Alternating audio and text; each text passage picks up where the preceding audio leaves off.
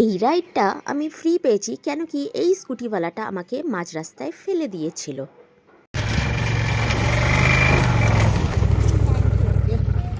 আজকে আমি যাচ্ছি রোহতাং পাস, তার জন্যে আমাদের পরতে হবে জামা আর জুতো।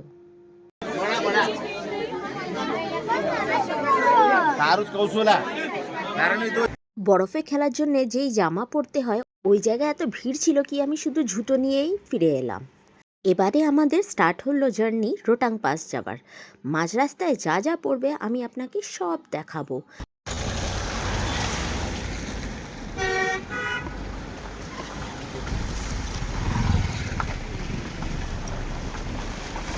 যেই জায়গায় যাচ্ছি সেটা তো হচ্ছেই দারুণ, কিন্তু মাঝামাঝি যেই জায়গাগুলো পড়ছে সেগুলো তো দেখার মতন, এক একটা হচ্ছে ছবি তোলার মতন। মাঝে মধ্যেই পাচ্ছি আমি ফরেস্ট।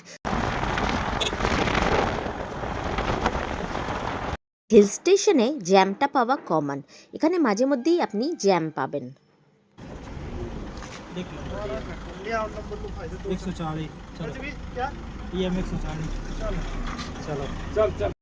এই যে টেন্টগুলো আপনি দেখতে পাচ্ছেন এখানে থাকছে লোকেরা যারা রাস্তা তৈরি করে।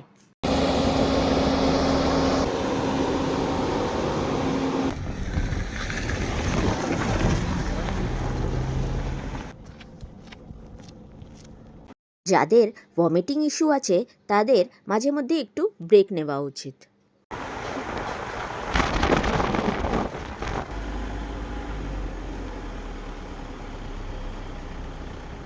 এই রাস্তা দিয়ে আমরা এখন বেরোলাম, চারপাশটা কি বিশাল বিশাল পাথর ছিল, দেখেই ভয় লাগছিল। এখানে অনেক জায়গায় রাস্তাও তৈরি হচ্ছিল। তারপর নিলাম একটু ব্রেক আর জল খাবার জন্যে। যেই জায়গায় দাঁড়ালাম সেটা ছিল ভীষণ ঠান্ডা।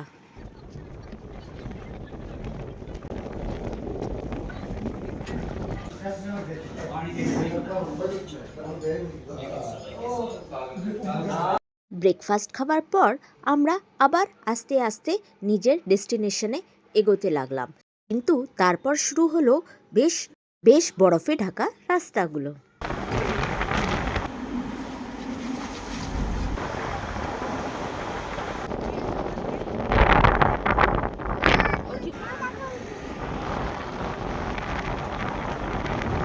রাস্তার পাশেই পড়েছিল অনেক বরফ। তারপর পৌঁছে গেলাম আমাদের মেন ডেস্টিনেশন রোহতাং পাসেতে, যেখানে ঢুকতেই একটা আলাদাই ফিলিং অনুভব হচ্ছিল। চারপাশটা সে বিশাল বরফ। অক্টোবরে গিয়ে এত স্নোফল পাওয়াটা আমি বিশ্বাস করতে পারিনি। সে পুরো চারপাশটা সাদা কাপড় দিয়ে যেন লাগছিল ঢাকা। চারদিকটা দেখে এত সুন্দর লাগছিল কি কখন আমার গাড়িটা দাঁড়াবে আর আমি বরফের মধ্যে লাফিয়ে পড়ব। আমি যেই ভুলটা করেছি ওটা একদমই করবেন না, এখানে জামা অবশ্য পরবেন। पूरा आप कार चलते हुए आप भी आएंगे, ड्राइवर भी आएगा, मैडम भी आपके हाथ में देंगे फोन की तरह। আর সবসময় ক্যারি করবেন নিজের সাথে গগলস, ওটা কিন্তু মাস্ট।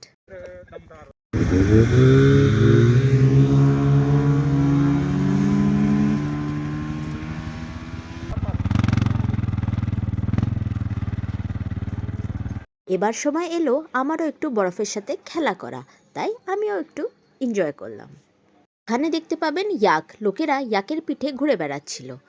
বরফের সাথে খেলার পর এবারে আমরা আবার ফিরে যাচ্ছি আমাদের বাড়িতে। এক জায়গায় তো সবসময় আপনারা থাকতে পারবেন না, ঘুরতে গেলে নানা রকমের জায়গা তো আপনাকে চেঞ্জ করতেই হবে, কেন কি ঘোরা মানেই এক জায়গা থেকে আরেক জায়গা যাওয়া।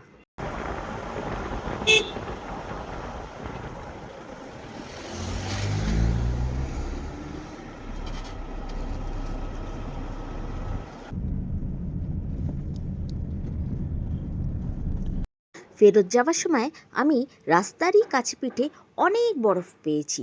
সব বরফ যেন রাস্তার দিকেই এগিয়ে চলে আসছিল। যারা বলে মানালিতে গিয়ে আমি বরফ পেলাম না, সেটা হচ্ছে মিথ্যে কথা।